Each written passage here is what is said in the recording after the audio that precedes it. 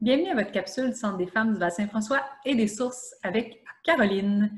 Aujourd'hui, je vous parle d'un sujet qui est à la base de notre fonctionnement, nos besoins.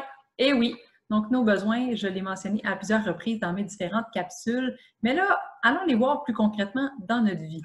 Selon le Larousse, les besoins, c'est vraiment une exigence qui est née d'un sentiment de manque, de privation, de quelque chose qui est nécessaire à notre vie organique, donc au fonctionnement de notre corps. Mais on le sait que au-delà du simple fonctionnement de notre corps, nous, les humains, on a d'autres besoins euh, qu'on doit combler pour s'actualiser comme personne et être bien. C'est là que la pyramide de Maslow entre en jeu. Ben oui, parce que Maslow, il a vraiment vu des besoins sous forme de pyramide et qu'on doit aller combler certains besoins de base pour nous permettre de combler plus facilement les besoins qui sont plus hauts. Donc, à la base, vous voyez, on a les besoins physiologiques, donc vraiment les besoins de notre corps. On monte un petit peu plus haut avec les besoins de sécurité, donc d'être dans un environnement sécuritaire pour pouvoir grandir par la suite. Ensuite, on a le besoin d'amour et d'appartenance, qui suit le besoin d'estime de soi. Et le tout dernier, en haut de la pyramide, le besoin d'auto-actualisation. Mais concrètement, tous ces besoins-là, comment ça s'actualise dans notre vie? C'est là que j'utilise ma fameuse matrice. Vous le savez, j'aime beaucoup travailler avec cet outil-là qui est tellement simple et qui vraiment s'utilise dans tous les contextes. Donc, on s'en va en bas à droite dans notre carreau où c'est ce qui est important pour nous. Donc, qu'est-ce qui est important pour nous? Et c'est là que j'ai mis la belle petite pyramide. Si on est dans nos besoins physiologiques, donc les besoins de base de notre corps, bien, on a manger, on a boire, on a la sexualité, la respiration, le sommeil et bien sûr l'élimination. C'est tous des besoins de base que notre corps a pour qu'on puisse fonctionner à notre plein potentiel. Mais là, quelles actions je peux faire qui me permettent de combler, donc de m'approcher de ce qui est important, donc en répondant à mes besoins. Donc, c'est là qu'on s'en va en haut à droite, où les actions, bien sûr, c'est de manger, ça va être de boire, peut-être de faire de la cohérence cardiaque si je suis stressée, de m'autoriser des bonnes nuits de sommeil, donc de laisser un temps à mon sommeil, d'avoir une bonne routine, de prendre des pauses pour aller à la toilette, tout simplement, donc de ne pas toujours me retenir parce que mon corps a besoin d'éliminer. Et là, vous vous rappelez, de l'autre côté, en haut à gauche, il y a les actions qui m'éloignent de ce qui est important pour moi. Donc, qu'est-ce qui m'éloigne? Je pourrais ignorer mes besoins alimentaires. Donc, peut-être que je suis en train de faire une action et que là, je priorise l'action que je suis en train de faire plutôt que de manger alors que j'ai très, très, très, très faim et que je me sens pas bien. Je pourrais remettre à plus tard d'aller à la toilette, tout simplement, plutôt que de prendre une pause et de dire, j'ai envie depuis tantôt. Pour t'écouter, je vais aller aux toilettes et je vais être disponible par la suite en répondant à mon besoin de base. Je peux garder tout pour moi. Je peux écouter une série jusqu'aux petites heures plutôt que d'avoir un sommeil régénérateur. Donc, il y a vraiment plein d'actions qu'on peut faire qui nous éloignent de ce qui est important pour nous, qui est de répondre à nos besoins. Et là, vous vous rappelez, en bas à gauche, c'est ce qui m'éloigne de ce qui est important, mais tout, c'est les obstacles intérieurs, donc dans notre ressenti intérieur, donc des choses qui ne sont pas visibles à l'œil nu. Donc, ça va être vraiment toutes les pensées. Par exemple, si je nomme mon besoin, là, je vais peut-être être rejetée. Donc, je ne le nommerai pas. Par exemple, je suis en train de parler avec quelqu'un, puis là, j'ai peur d'être rejetée, donc je ne dis pas que j'ai envie de pipi, puis je ne vais pas à la toilette, donc je me retiens, mais finalement, je ne suis pas disponible à 100% pour apprendre, pour écouter avec la personne. Donc, peut-être que ma peur de déranger, d'être jugée. Et là, bien sûr, je peux me sentir coupable, ne pas vouloir me donner le droit. Donc, il y a plein de choses, et là, c'est de voir lesquelles sont les vôtres. Maintenant, vous vous rappelez, le deuxième, c'était notre besoin de sécurité. Parce que quand on est dans notre besoin de sécurité, ce qu'on a besoin, c'est d'avoir un environnement stable et prévisible, sans anxiété ou crise, sans peur de perdre nos acquis. Donc, vraiment un endroit où on se sent protégé, où on sait qu'on peut être libre là, sans qu'il arrive quoi que ce soit qui va venir nous perturber ou nous enlever quelque chose. On s'en va en haut à droite. Donc, quelle action m'approche de répondre à ce besoin-là? Quelles actions répondent à mon besoin? Peut-être d'aller à la bibliothèque pour lire s'il y a trop de bruit à la maison ou d'aller en nature. Peut-être que j'ai besoin de quitter ma relation parce qu'elle ne répond pas à mon besoin de sécurité en ce moment. Je ne me sens pas en sécurité quand je suis avec la personne avec laquelle je suis en relation. Peut-être qu'une action qui pourrait m'aider à être en sécurité, c'est de demander de l'aide, aller chercher des services qui sont disponibles est là pour répondre à mes besoins. Peut-être que c'est de parler à une amie pour avoir une idée extérieure là, de ma situation, trouver des solutions. Peut-être que c'est juste de nommer mes besoins à la personne avec laquelle je suis pour pouvoir revoir l'actualisation, le fonctionnement de mon quotidien à la maison. Et là, vous vous rappelez, on s'en va de l'autre côté, donc les actions qui m'éloignent, donc ce qui ne répond pas à mes besoins, qui m'éloignent de répondre à mes besoins. Bien, par exemple, faire comme si tout était correct alors que je ne me sens pas en sécurité dans mon milieu de vie. Peut-être fuir mes obligations. Donc, peut-être fuir tout ce qui est dans tout plein de sphères plutôt que de me centrer sur moi. Donc, en faisant la fuite, ben, j'évite et je fais semblant là, que tout est beau. Peut-être que je me donne des excuses. Donc, chaque fois que quelqu'un me reflète ma situation, mais peut-être que je donne des excuses ou je me donne moi-même des excuses quand je fais des prises de conscience pour ne pas changer cet aspect-là où je ne me sens pas en sécurité dans mon milieu de vie. On s'en va en bas à droite, donc les obstacles intérieurs qui peuvent faire en sorte que je ne réponds pas à mes besoins de sécurité. Bien, ça peut être de me dire que je ne connais rien d'autre, qu'il n'y a pas rien d'accessible, de différent pour moi. Je me dis peut-être que bon, dans mon discours intérieur, ben, j'ai pas de ressources, je connais personne, je sais pas quoi faire, je sais pas quelle action prendre. Si je demande des services, peut-être que je vais être jugée, peut-être que je vais me juger. Donc, toutes ces peurs-là, donc quand je suis à l'écoute de mes peurs, de ces discours-là, ben, je m'éloigne de ce qui est important pour moi, c'est-à-dire d'être dans un milieu sécuritaire pour moi. Maintenant, vous vous rappelez, le troisième, notre besoin d'amour et d'appartenance. Qu'est-ce que c'est? Bien, c'est d'avoir l'affection des autres, d'être avec les autres, d'être accepté, de faire partie d'un groupe. Quelles actions pourraient faire en sorte que je réponde à ce besoin-là? Bien, en haut à droite, peut-être que je vais m'inscrire à du bénévolat, peut-être que j'ai un travail, je vais m'inscrire dans des organismes pour aller rencontrer des nouvelles personnes. Il y a plein d'organismes disponibles, il y en a vraiment plein de listes pour tous les goûts. Peut-être que je vais m'inscrire dans un groupe de marche, à des activités de randonneurs. Je vais peut-être faire un compliment à quelqu'un et je vais peut-être accepter un compliment. Hein? C'est dans toutes les petites choses de la vie.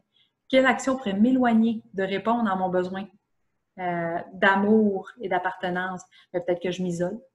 Peut-être que je prends mes pauses toute seule. Chaque fois que j'ai des pauses, je m'isole des gens. Donc, je prends mes pauses seule, je fais des activités toute seule. Peut-être que j'appelle pas mes proches, je prends pas de nouvelles, je réponds pas à leurs messages. Peut-être que chaque fois qu'on m'offre des invitations, moi je refuse et je décline toujours les offres.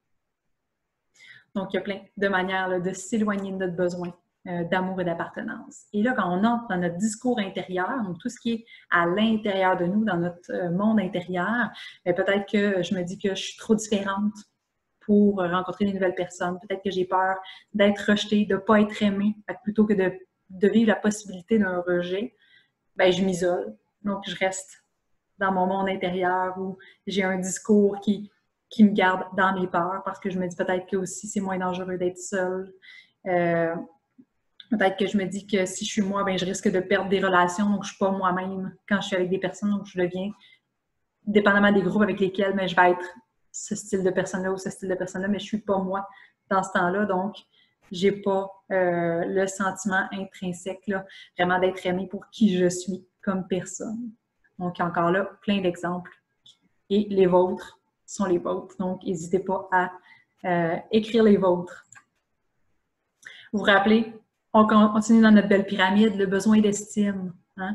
Le besoin d'estime, ce qui est important, bien, notre confiance en soi, le respect de soi, le respect des autres aussi, la reconnaissance autant des autres que de soi, l'appréciation des autres. Donc, avoir leur reconnaissance, leur appréciation. Donc, ça, c'est dans ce qui est important pour nous pour répondre à nos besoins. Quelle action en haut à droite on fait qui nous approche de répondre à notre besoin? Bien, se déterminer des objectifs SMART. Je vous invite à aller voir la capsule si vous vous questionnez à ce niveau-là. Mettre nos limites auprès des personnes qui nous entourent et qu'on côtoie. Nommer nos besoins. Peut-être demander une rétroaction s'il y a des choses qu'on essaie qui sont nouvelles. Se mettre en action, donc faire des petites actions, tout simplement. Faire la liste de nos qualités. Donc, c'est plein de petites actions qu'on peut faire. En haut, à gauche, qu'est-ce qui m'éloigne? Quelle action m'éloigne de ce qui est important, donc c'est-à-dire de répondre à mes besoins? Bien, peut-être que je ne me détermine pas d'objectifs dans mon quotidien. J'ai peut-être pas de routine de vie dans mon quotidien, donc je ne sens pas que je m'actualise ou que je nourris mon estime par l'accomplissement de tâches, parce que c'est trop flou.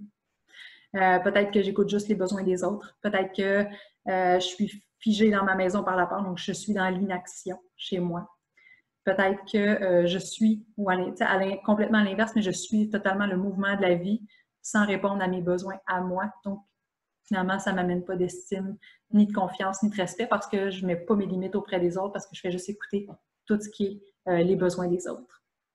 Si on s'en va dans notre monde intérieur, en bas à gauche, donc peut-être que le discours que j'ai dans ma tête, c'est que je me dis que je ne vaux pas la peine. Peut-être que je me dis que je ne veux pas déranger les gens. Donc, je ne leur dis pas mes choses, je ne mets pas les limites, je nomme pas mes besoins. Peut-être que je me dis que les autres sont plus importants que moi. Puis que si je nomme mes besoins, mais je deviens égoïste. C'est peut-être le discours que j'ai. Je me dis que je n'ai pas de qualité. Chaque fois que j'ai une qualité, ben, je la défais immédiatement. Puis je peux peut-être ruminer toutes les erreurs que j'ai faites par le passé, sans penser à toutes les belles réussites que j'ai faites. Et le dernier besoin qui est en haut de notre pyramide, le besoin d'auto-actualisation de soi, qu'est-ce que c'est concrètement? Bien, c'est d'utiliser notre plein potentiel, c'est d'être fier de soi, c'est d'agir en cohérence avec nos valeurs. Et pour ce faire, bien sûr, il faut définir quelles sont nos valeurs. Et il y a une belle capsule aussi à ce niveau-là pour vous en parler. Quelles actions je peux faire pour répondre à mon besoin d'auto-actualisation? On s'en va en haut à droite. Avec les actions qui nous approchent de ce qui est important, mais je peux faire une liste de mes forces et les utiliser, bien sûr. Je peux souligner tous mes bons coups que je fais au quotidien. Je peux m'affirmer auprès des gens, mettre mes limites, donner mon opinion en parlant au jeu. Je peux quitter une relation si elle ne me convient pas et qu'elle ne répond plus à mes valeurs, elle ne fonctionne plus à mes valeurs. Donc, je vais quitter la relation et faire simplement un ménage autour de moi.